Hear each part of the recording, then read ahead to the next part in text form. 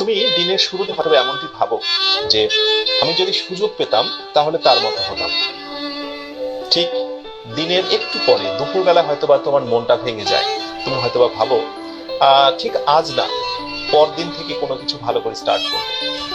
আর রাতের বেলা তো তোমার স্বপ্ন একেবারে মরে যায়। কিন্তু আমি তোমাকে যে কথাটি বলতে চাই, দেখো, স্বপ্ন তো সবাই দেখে, কিন্তু ব্যর্থ হয় একটি কারণে, স্বপ্নকে লালন করতে পারে না। মনে রেখো, স্বপ্ন দেখা অনেক সহজ, স্বপ্নকে লালন করা অনেক বেশি কঠিন। স্বপ্নকে টিকিয়ে রাখতে হয়।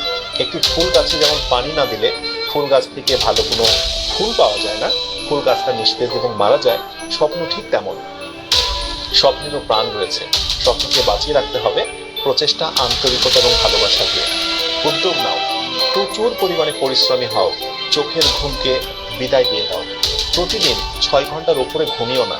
খুব কাজ ছাড়া অকাজে গোসিপিং করো না। নিজেকে নিয়ে একটু সময় দাও। ফাঁকা সময় পেলে একটু নিজেকে সময় দাও। নিজেকে নিয়ে চিন্তা করো। আনন্দে গা ভাসিয়ে দিও না।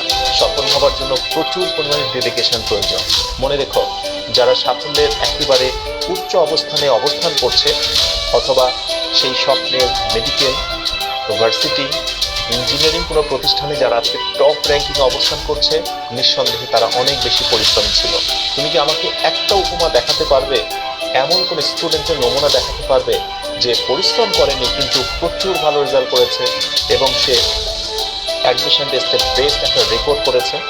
Never, impossible. সুতরাং কথা একটাই, প্রচুর পরিশ্রমী হতে হবে।